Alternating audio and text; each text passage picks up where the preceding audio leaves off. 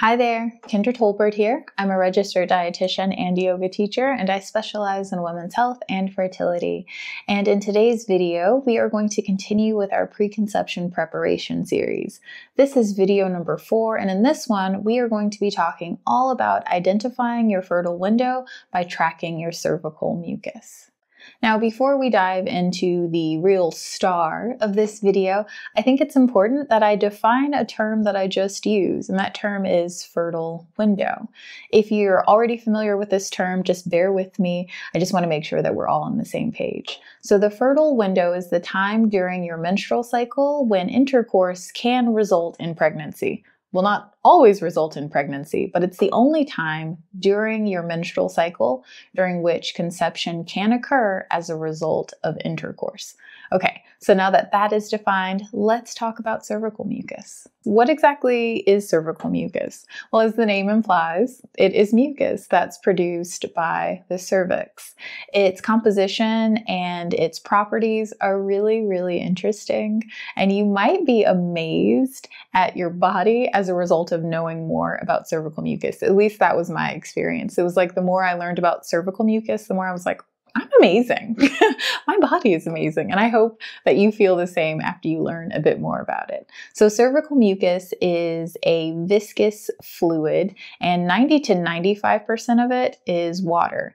It also contains additional compounds like glycoproteins and nutrients and enzymes and sodium chloride. And all of those things really do support sperm and help it to thrive. In addition to all of that, its pH is alkaline, so it's basic. Now, this is very different than the vagina itself. The vagina is typically acidic, but when cervical mucus is present, the cervical mucus counters that.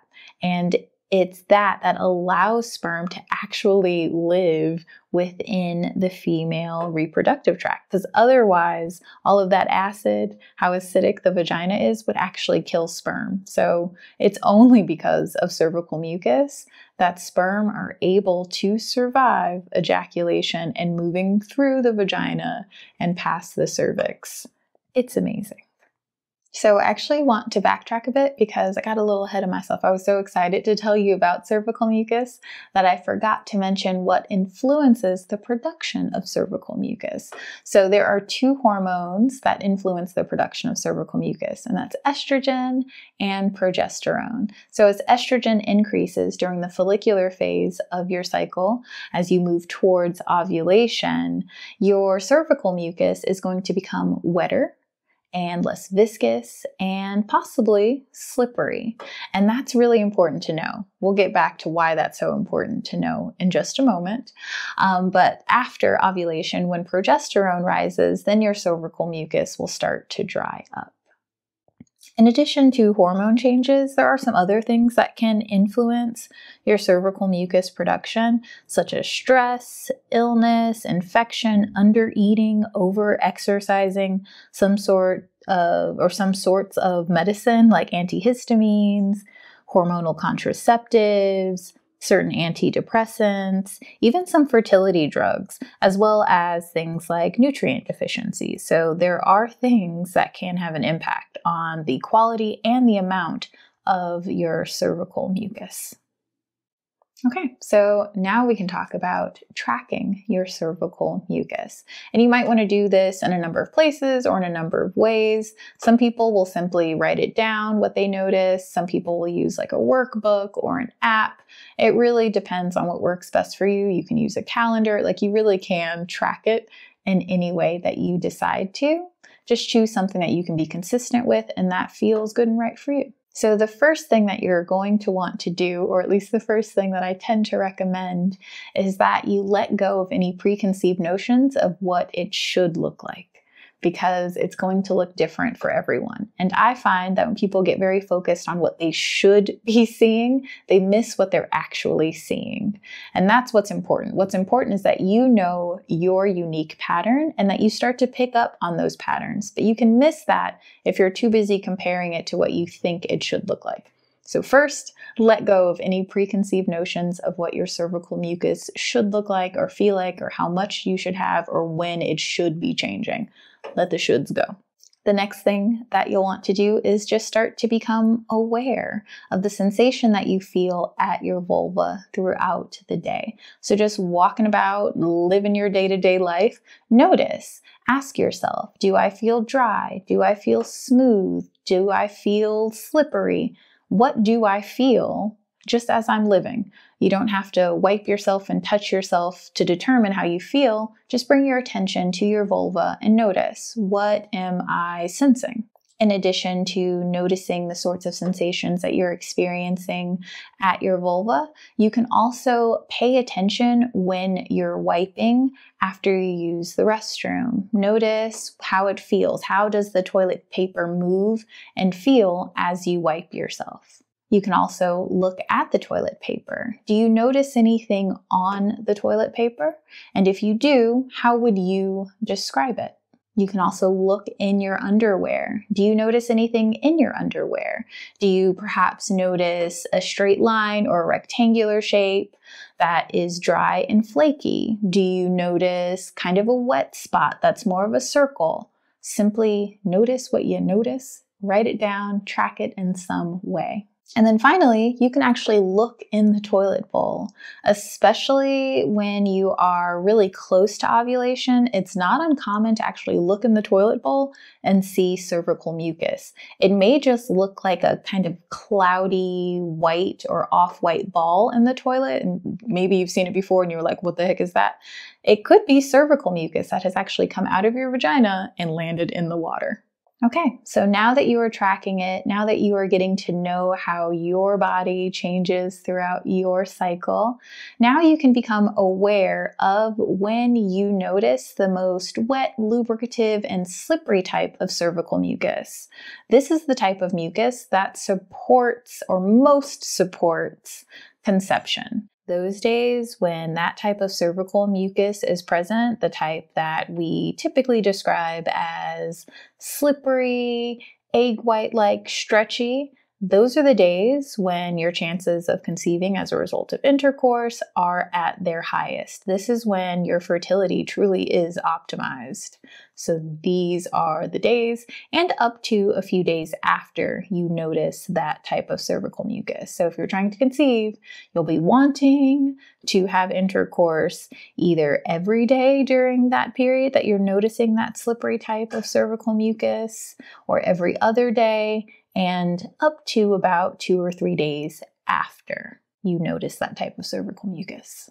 And it's important to note that you don't have to have felt slippery all day or seen the egg white-like mucus all day, or every time you went to the restroom to wipe, you felt the slipperiness for that to be a day where you could be having intercourse in order to optimize your chances of conceiving. If you only had a single time that you saw that type of mucus, felt that sensation, felt that when you were wiping, that's still a day, and a few days, up to a few days after seeing or feeling that type, to have intercourse, to have sex in order to optimize your chances of conceiving. So don't think it had to be every single time you wiped, every single time you went for a walk, you felt that, or every single time you looked in the toilet, you saw that all day long. No. Even if it was only a single occurrence of that sensation or of seeing that type of mucus, that's still a day when your chances of conceiving are optimized. Okay? Okay. So that's it. That's it. That's all there is to it. That could be the end of this video. Seriously. It could be.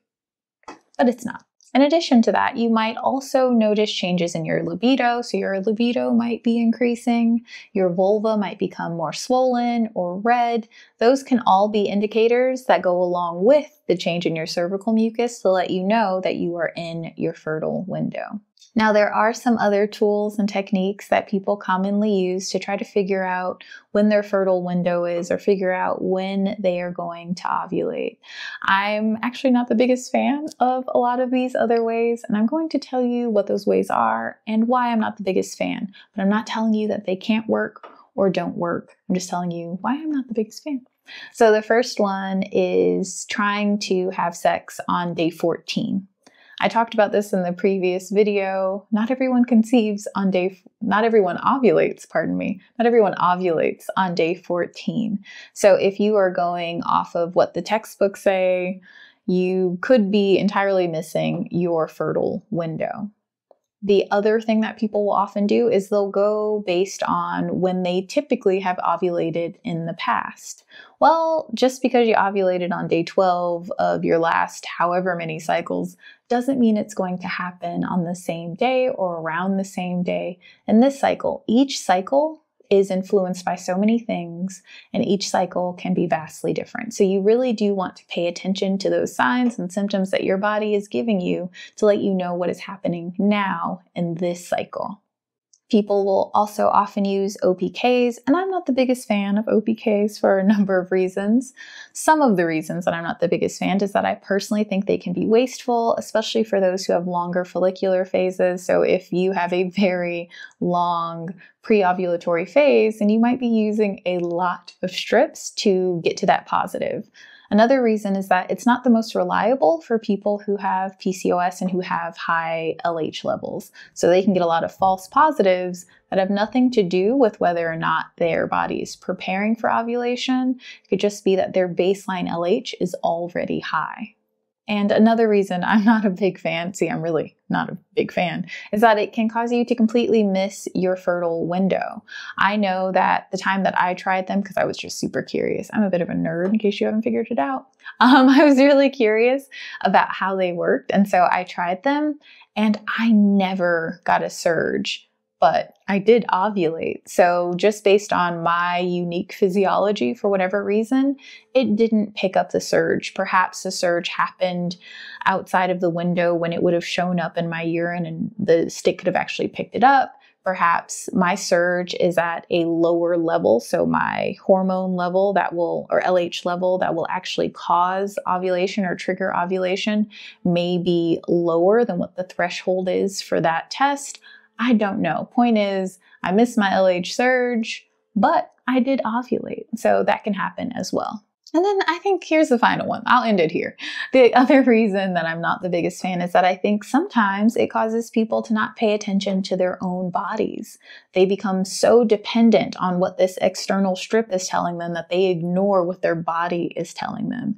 If your body is giving you cues and clues that you are about to ovulate, but you're waiting for a strip to tell you it's okay, what are we really doing? Are we really getting to know and trust our bodies? Just something to consider. Just something to consider. And the final thing, or the final technique that I've seen people use in order to determine when they are likely to ovulate, is using their basal body temperature. Now, this is not the best way to do it because typically your temp shift happens after you ovulate, and you actually want to have sex before you ovulate to increase your chances of conception. So if you're waiting for your temp shift before you have sex, then you're actually missing your fertile window. The temp shift that happens when you're tracking your basal body temperature is an indicator that you likely already ovulated, not that you are going to ovulate. So you don't want to miss the window when sperm can actually stay alive and can actually fertilize the egg, can actually reach the fallopian tube and be there waiting for the egg that is going to then come down the pipe. So just remember, you're looking for that egg white-like, slippery, lubricative sort of cervical mucus. And that is a great indicator that it is time to have sex in order to optimize your chances of conceiving. I hope this video helped you. Definitely make sure to head down to the description box below. I have linked to so many resources where you can learn even more about cervical mucus, and you can learn even more about cycle tracking. I highly recommend that if you're interested in this sort of stuff, that you read books about it, possibly take courses about it, or even work with a fertility awareness educator. I almost called them a cervical mucus awareness educator, a fertility awareness educator, to help you decipher all the signs and symptoms that your body is sending you so that you know where you are in your fertile window, so that you know what is going on with your menstrual cycle. They can be a huge help, especially if you fall outside of some of the normal parameters. They can help you troubleshoot. Okay, enjoy the rest of your day, and I will see you next week. Bye for now.